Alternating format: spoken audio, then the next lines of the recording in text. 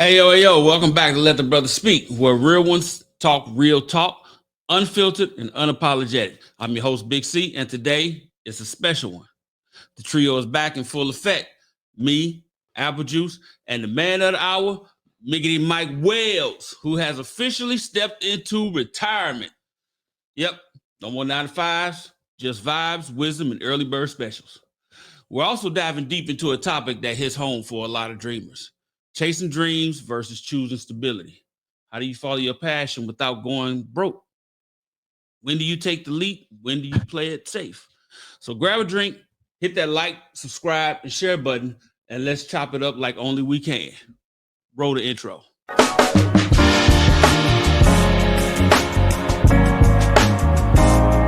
Welcome to the show. Cartoons Radio.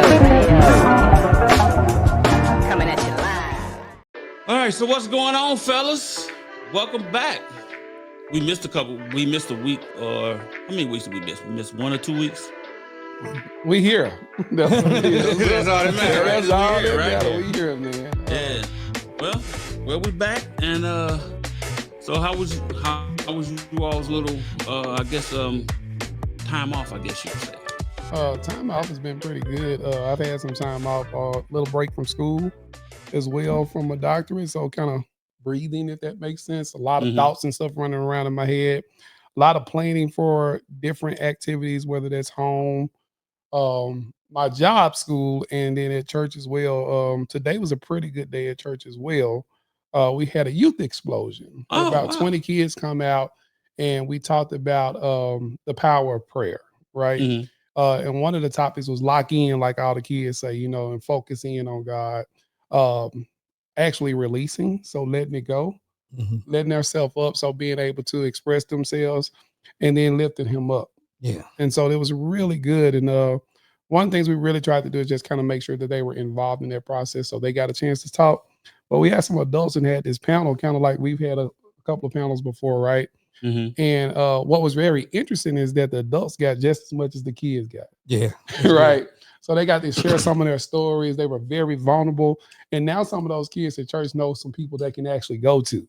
Yeah. Okay. Right. And even some of the other, some of the adults said, I've learned to trust a couple of more people in church. I don't just have to run to this person and run to this person, because they were willing to share and peel that onion, so to speak, if that makes sense. Exactly. So it was a really good and blessing day to kind of see not only the kids grow, but the adults grow as well. Absolutely. Yeah. Iron sharpening iron. Well, at least now that's good. But now this one here, Mr. Retired himself. How did it feel, man? Welcome to the retired family. Well, after being about 12 years a slave, well, I actually was 30, but it feels good. It felt good to finally get up and not know that you had to go somewhere. You weren't rushing to do nothing. I just got up, spent some time with my dog, spent some time with my wife, had coffee and walked around with the dogs and had a great time. It was no stress. It's amazing. Yeah, you saying that now. Then you go get to, what am I going to do today? No. There's always fishing. There's always fishing. Okay. All right. Well, that's good. So, I mean, you got any plans for now for retirement? I mean, other than, I know these first couple of weeks, you're going to be just chilling at home, walking around in your drawers, drinking your coffee. My intention is to get a couple things done around the house. But other than that, it's working on life coaching, continuing to build on something. Okay. I got to a point in my life where I realized my anointing wasn't being used. So it was time for me to walk away. And it was pretty interesting. You start looking back at your life in its entirety and you go, wow, God took me through this. God took me through this. Wow, I learned this and I met these people. And before you knew it, it was like everything that it transpired through my life culminated to this point of, do you accept faith or do you accept fear? So I ultimately decided I was going to walk in faith and say, you know what, it's time to get rid of the job. All right. Well, you know what? Well, that sounds like a good deal, man. I think you're gonna be a pretty good mentor. Hey, so where you gonna do a private practice, or you gonna try to go to an organization, or what? My intention is to actually do a private practice. I don't want a job, in my life. Job has truly gotten the acronym correct, just over broke. I'm not going to have somebody, I'm not going to work to build somebody else's dream. I'm going to work to build my own dream. That's one of the things that ultimately I gave up a long time ago was, I was doing things in the music industry and I gave it up to take stability with a job. So, it was great because it gave me happiness, but it honestly stole my joy. So now I'm to the point where now I got the one safety net that most people don't realize because they're too afraid to walk away. They rather keep happiness instead of going to joy. And I started thinking of it like this. If joy was a place that I wanted to go to, I've been dying to go to, and happiness was my home, my neighborhood, I'm familiar with happiness. Happiness is everything that I know. But if I'm trying to go, let's say, to Mauritius Island, beautiful island just off of Madagascar, a little tiny island. But if you don't know what joy is and you've never been to joy, you're happy with happiness until you finally find out, hey, joy is a great place.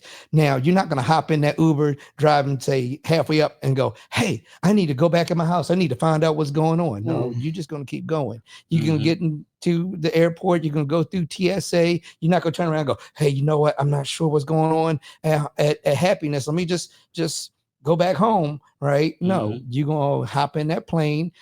The airplane's going to hit the tarmac. You're not going to be like, hey, pilot, stop. I need to find out what's going on with happiness. You're still focused on going towards joy. And once you make it there, you realize joy is awesome, especially if you're not really paying for it. So like a kid at Disney World. Disney World is the greatest place in the world when you're not paying for it. I never been, so I don't know. Yeah.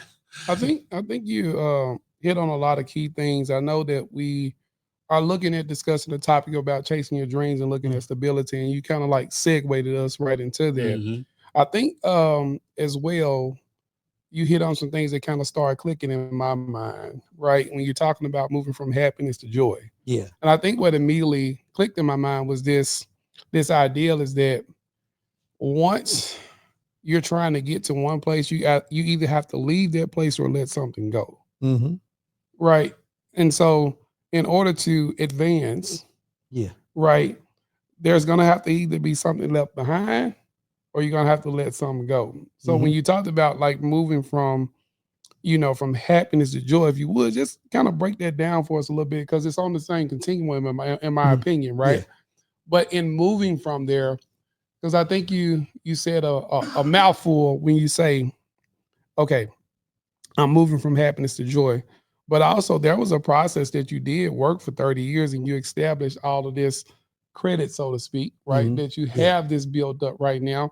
And now you can go into that. So one of the things I want to make sure that we're hitting on is that all of that wasn't for naught either. No, absolutely. If that makes sense, right? Right. All of that wasn't for naught either, because there is some value in what you did. Yeah. But also, if we can, like, kind of discuss other opportunities that we may have missed out that could probably give us that same nest egg or something of that nature as well. Absolutely. Throughout that process, because I think it's interesting the perspective you and all of us aspire to be in that position one day, right?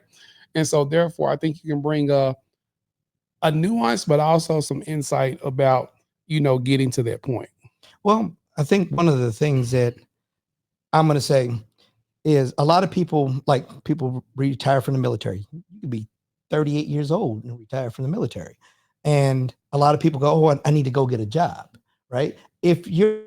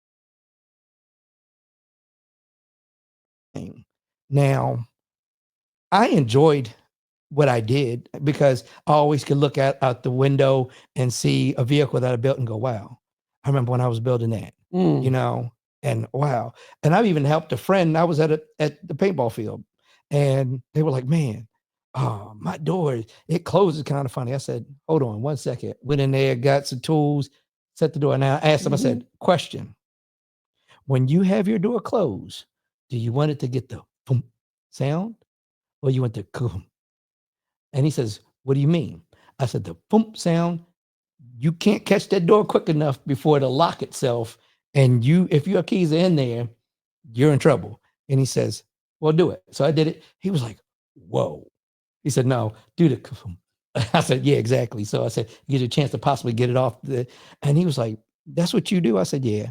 And then in the meantime, I've learned a lot of things from driving forklifts, doing whatever. So I picked up some skills along the way. And I tell people, if you take a job, always look to see where you can advance yourself. Pick up some knowledge. I don't care where you're working. You could be working at a restaurant and learning the subtle nuances of running that restaurant, because you could later on decide, hey, I want to open up my own restaurant, my own bar. But you have to learn something before you walk away from a place. Yeah.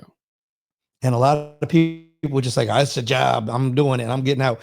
Yeah, I'm all for it, doing your time and getting out, you know, but learn something. And if that job is not fulfilling you anymore, it's time for you to move.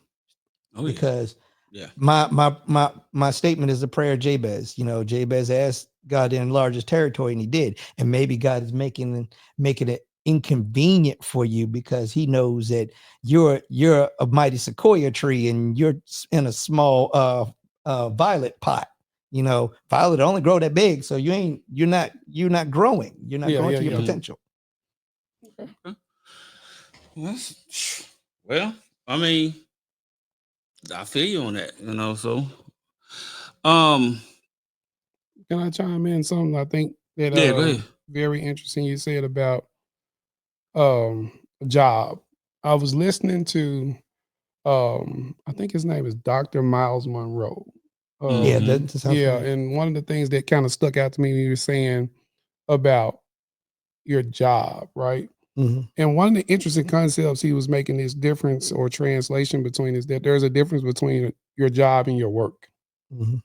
Right. And so your job is like what you go to, you do this, but your work is your actually gift and what you should be doing.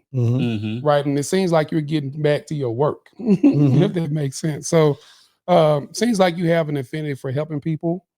Seems like you have an affinity for just making sure that, you know, people are blessed with some type of knowledge and things of that nature to be able to take care of themselves. So what got you into the mentoring space? And then the life coaching space that you're going into, and do you look at that as your work?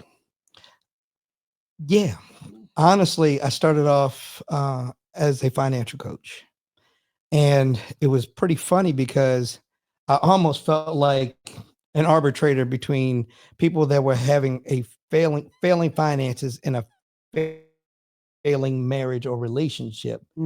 And I'm like,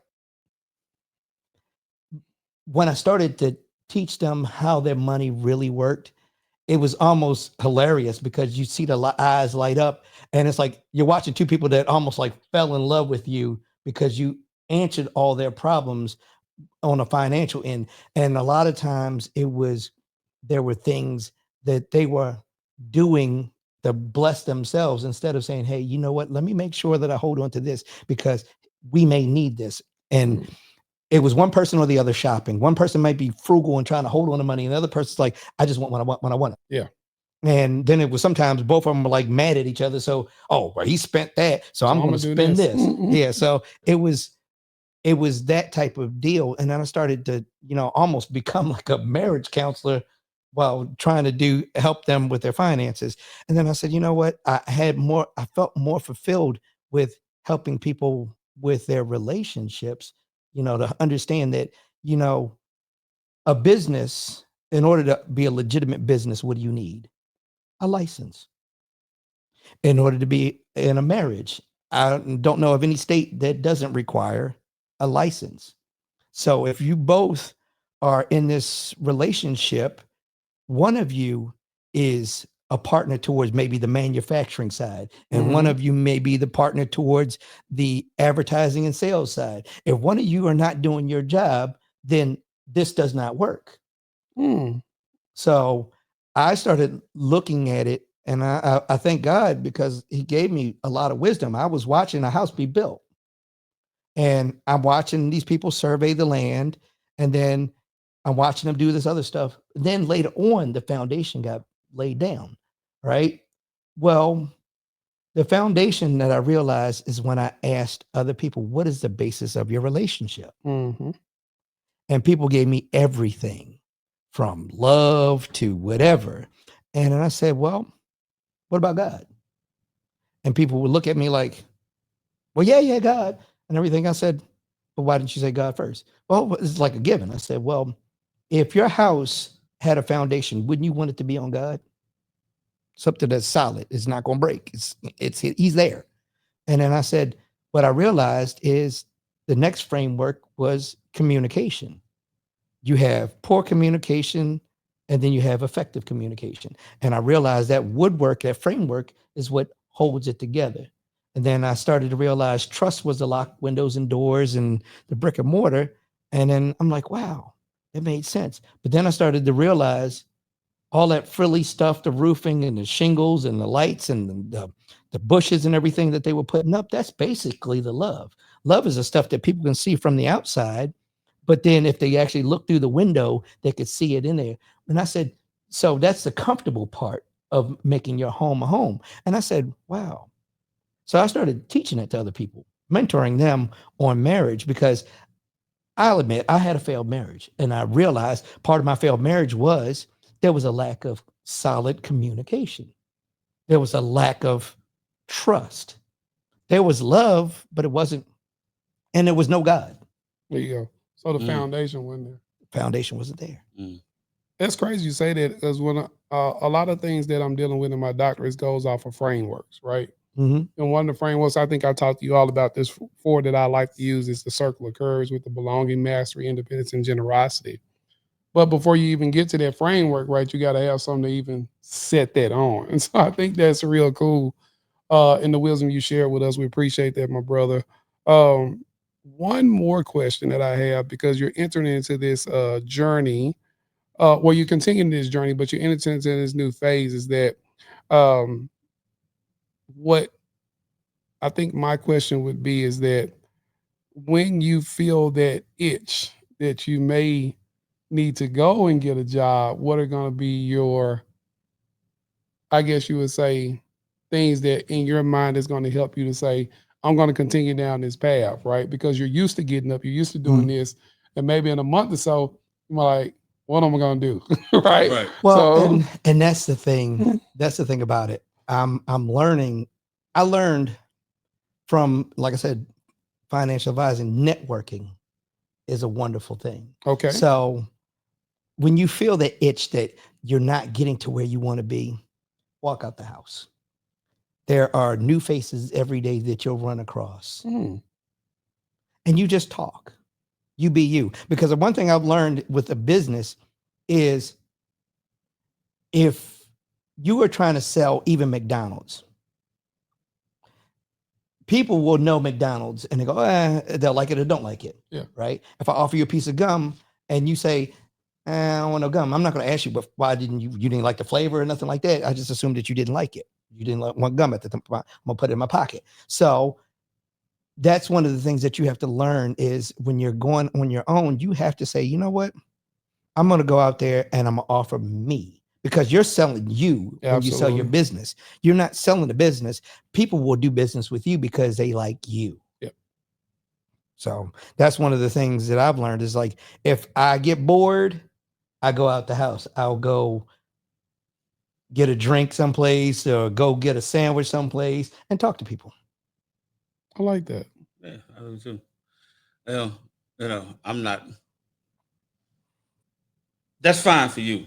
I don't know. I'm not a people person like that. So to be honest with you, I've grown to be more of a people person. I always say people are the greatest resource and the greatest pain in the butt, because you can love on somebody day and night, and you'll find out that sometimes they can either be a taker, like a battery drain, or they could be somebody to help build you back up. I think also it's probably our perception, because I think at different points in our life we may be people persons or not people person and things of that nature.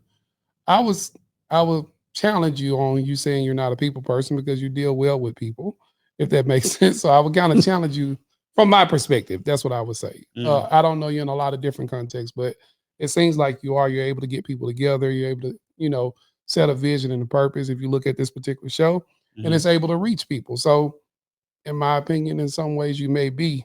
But I also think that a lot of the times we put expectations on people unfairly. Absolutely. And what I mean by that is we hold people accountable for something that we should not be holding them accountable for, because accountability takes place within a person, not necessarily you holding them accountable. My wife always says, Right. not everybody has your heart. So you can love on Absolutely. somebody in the way that you would love on somebody, but not everybody's going to love on you Right. the And same what we way. do is, like, because we're that way, we get resentful about that. Right. And we start like, nah, they shouldn't have did that. But they did exactly what they're going to do, if that makes sense. And so what I've tried to do is try to hold people to a standard. Right. And I'm sure y'all heard of I think it's Mike Tomlin with the Pittsburgh Steelers, like, the standard is the standard. Right. That's one of his most memorable quotes.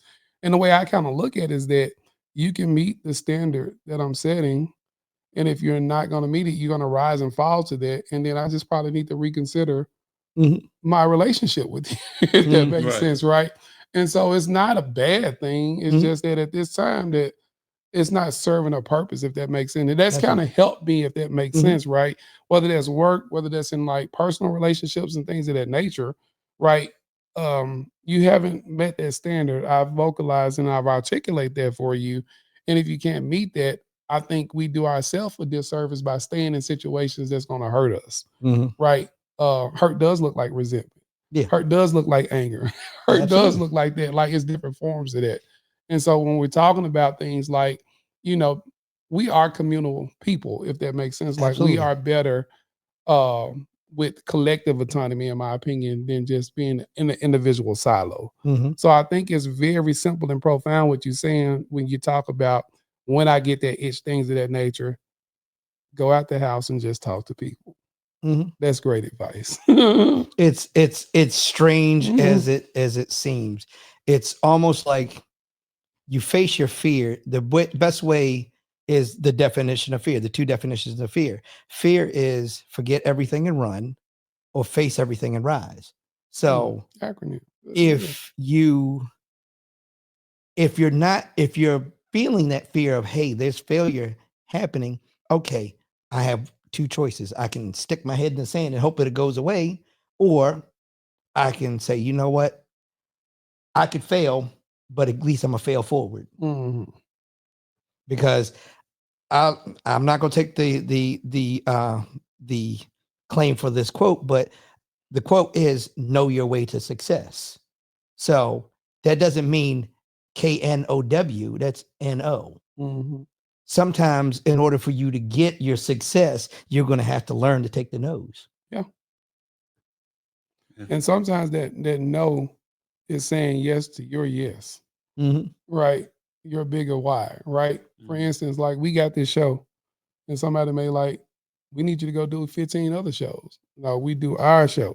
So we can propel it, if that makes sense, right? Not saying that we're not taking no opportunities, but I like what you're saying. Sometimes your no is your yes. Yeah. Like, saying no to somebody else is saying yes to you. Yeah.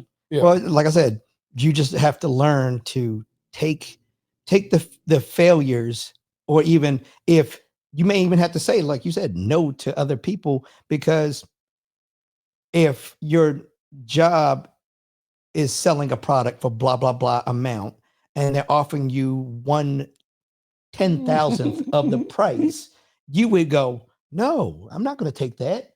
Right. Yeah. Because it sounds stupid to you. But then you realize And I told this to my wife actually earlier today.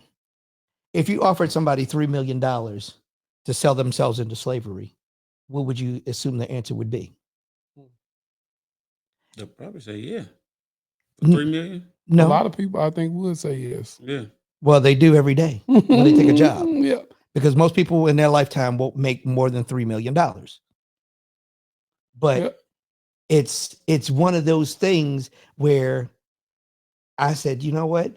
Most people would normally say no because they're thinking it's a little bit, I could win the Powerball and make more than that. But you were literally accepting slavery. Now, when you have you're falling into what you're supposed to do, you can make far more money, but it's unstable. And that's what we were talking about is the instability. You know, you got to believe in yourself more than anybody else believes in you, because a lot of times the successful people, the people that they were hoping were going to have their back the whole time were like, oh, no. But as soon as you make that success, everybody and their mama's like, oh, yeah, I know them. And they trying to get in with you. They trying to get their hand out. But they weren't there when you were up late at night crying because things just weren't working your way and you were getting your teeth kicked in and looked like a 1980s hockey player. Absolutely. Yeah. Well, I think, talking about that, the what is it, the stability? I mean, chasing the bag or stability. Mm-hmm. I think most people, I find a lot of times, a lot of people feel like I'll get stable once I get the bag. Mm.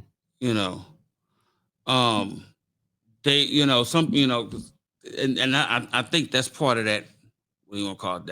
That hustle culture. Yeah. Or mindset mentality. Yeah. Yeah. Mm-hmm. Yeah, that's that hustle culture. I'll sleep when I die. I'll get stable once I get all this, get through making all this money. Okay, but how much money are you trying to make? Because you see people out here like the 1% Ask that that's out question there. again, though. Huh? Ask that question again. Y'all hit me with some nuggets tonight. What question? How much money you trying to make? How much money are you trying to make? Because like I said, you have people out here like the 1%. They have enough money. They will not spend it all in their lifetime. But yet they want more. Mm-hmm. And they want more. And they want more. When is enough going to be enough? How much are you trying to make? Well, one of the things before you can get stable. One of the things I noticed, and talking about what you were talking, is chasing that thing. Have you ever watched your dog chase its tail? Mm-hmm. And you're like, fool, why are you getting up to chase your tail? Because as soon as you sit down, the tail is right there. Yeah. And that's the problem with a lot of people is they trying to chase the money and they never catch it. When you could just sit there and focus on what you need to focus on, and it's right there. I think you bring up a good question, Chris, and I look at it from this perspective. What if we start teaching our kids and community things of that nature with that mindset going in with the end in mind? How much are you really trying to make? Mm-hmm. Mm-hmm. Right? And so if you go in with that mindset, like that kind of flipped my thinking, if that makes sense, right? I think that's a very profound question because a lot of the times we don't have a goal set. And I'm sure you know that when you're doing your financial planning and things of that nature, what is it going to take you to get to even be to this point, right? Mm-hmm. If a lot of us are not going to make more than $3 million in our lifetime, it may be able to give some perspective of what you actually need to survive and things of that nature as well. And so I think that's a very impactful question from the standpoint of that we're not thinking with the end in mind, right? Well, we're just kind of running this race currently. And financial nuggets. If you took just biblical principle, right? Okay. Talking about Joseph and the Pharaoh, right? Mm-hmm. And it said save 1/5, 20%. Yeah. And we say, okay, we're going to say 10% goes to God, 10% goes to you. Mm-hmm. If you save 10% of your money and invested it, just invested it, put it in a mutual fund, 401k. I don't care what you do. Just don't even, from the time that you are 18 years old, because you can't do it at 16, unfortunately, but from 18 years old, you just put it away, right? At 16, you can just put it in a savings account, but investing it is a whole different thing. But if you did that at 18 years old, up until you were let's say 48. Yeah.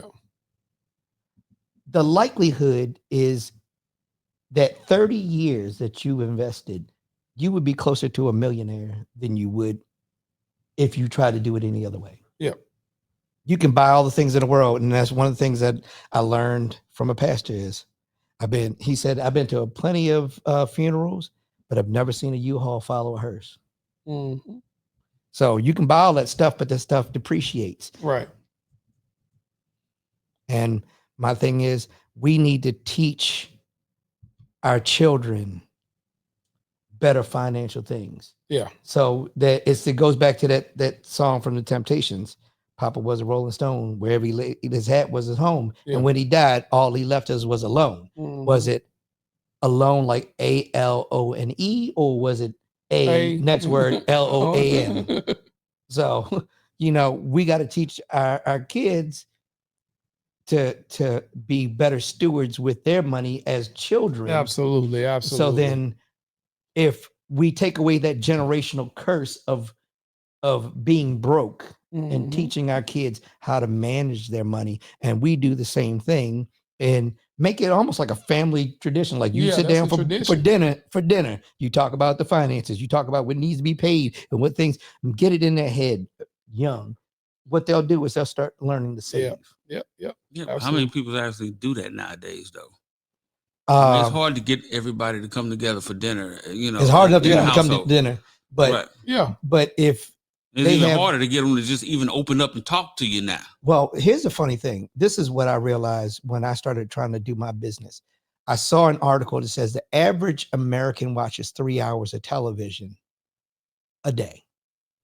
And when it comes to these phones and stuff, when I look at them, you probably look at your phone right now, it probably say you on there 6 hours in some capacity, whether it's checking emails or looking at social media, all these different things. So I think you make a good point, but I want to kind of follow up on your point of like, how often are we doing that? Great question. Probably none, right? How do we get to one night? How do we get to 2 nights? I think that's where you started. Like on Tuesdays, this is what we're doing, right? And I think it's incumbent on us as the men in our family to instill things like that, if that makes sense. Yeah. Like when we want other things to happen, we want to go take this trip, we want to go do X, Y, Z, we want to go to this food place we just heard of, or we want to go watch Sinners, we do this, right? And so I think that's where we started, like actual, hey, on Tuesdays, everybody's schedules look like it's clear on Tuesdays, this is what we having. Just to add to that, one of the things that I saw that my family here was not doing a lot like we used to do was like having gatherings and meetings. We had really started falling into a pattern where we wasn't like just going to funerals, but we just wasn't communicating, in my opinion, at all. And so at the beginning of the year, what I did is hosted something at my house. No funeral, no nothing. You don't have to bring anything. Just come and have a good time, but we're going to fellowship. We're also going to talk and do some games. But also, I want everybody to say something that's very important to them and impactful in their life so everybody in here can hear that. Now, the reason for that is like, for instance, if you tell me, hey, I done started working out 5 o'clock in the morning. It gives you an accountability partner because the next time I'm going to see you, I'm going to say, hey, how's that 5 o'clock going? Right? It's like built in, right? And so, for instance, if we started Tuesdays and son missed Tuesday, the other person missed Tuesday, man, we had a good time. We missed you on Tuesday, man. We ain't got to beat them over the head with it, but eventually they're going to be like, I need to be there on Tuesday, right? Because we're showing them that love, we're showing them that concern, and we want to connect with you. And I don't think those connections, those conversations actually come until we actually practice them, right? Because we're so out of practice of doing them, we got to do it. And it's going to feel awkward. There's going to be some silence, right? But we're going to make it through this Tuesday, and then we're going to try it again next Tuesday. And one of the things I like to say in behavior, and I pass to one of you all, I look at progress a little bit different than other people. I don't look at progress as like the end result. For instance, if I got a kid that can't sit down in his chair, tomorrow I don't want him to be able to sit down in his chair. What I want him to be able to do tomorrow is sit in his chair for 1 minute. And then next week, I want him to be able to sit for 2 minutes. You see what I'm saying? The next, I want 3. So I'm looking at the progress over time, not that end result, right? And that's what I try to talk to my daughter because she does that same thing. And I said, little girl, can you eat a whole cow? And she go, yeah. I said, how? And she goes, well, it would take a little time. I said, so what you were just trying to tell me was you were trying to eat that whole cow today. Mm-hmm. I said, you can't eat 1,200 pounds of meat in one day, but you can over a week or two. I said, you just got to break it down in chunks. I said, success does not come overnight. I said, Rome wasn't built in a day. Your house wasn't even built in a day, but it will burn down today. Yes, it will. Absolutely. Yeah, you got to celebrate the little wins. Absolutely. Celebrate the little wins. Celebrate the little milestones that you come across. Can't do it. You ain't gonna be able to do it all at one time. It's not all gonna happen at one time. So that's what a lot of people have to understand. And what you were saying about the doing a dinner, and coming together. I think, what I was going to say on that was,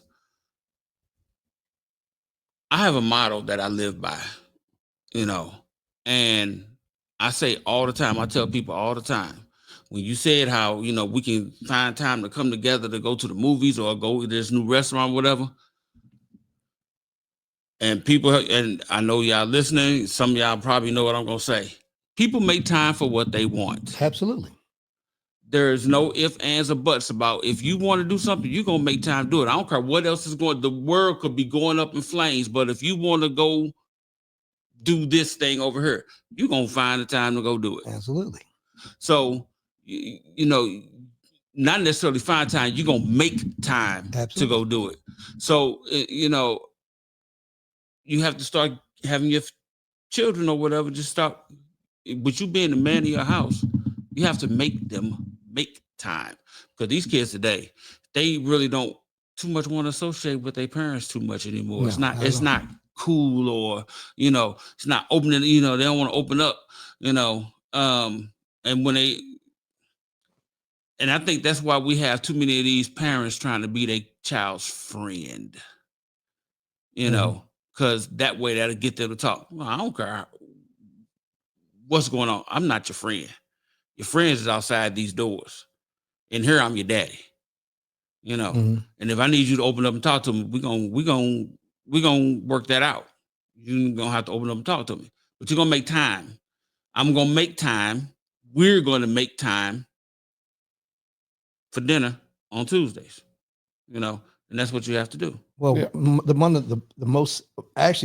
most successful families are when the father is involved. Have not seen a family yet where the father was not involved, that the family did not do well. Yeah. Okay. Well, all right. Well, that's a wrap on this episode.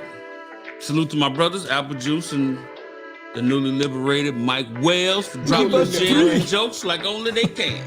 Absolutely. Congratulations, my brother. Congratulations, brother. If today hit home for you, whether you're chasing a dream, stuck in the grind, or just figuring it out, know you're not alone. We all out here trying to balance purpose with a paycheck. Now, before we dip, let me pull you on game. Put you on game. We got a brand new series coming real soon. 7 types of male traits.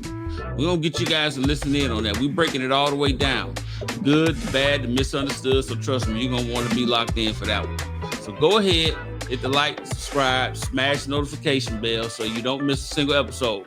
Until next time, same mic, same message. Let the brother speak.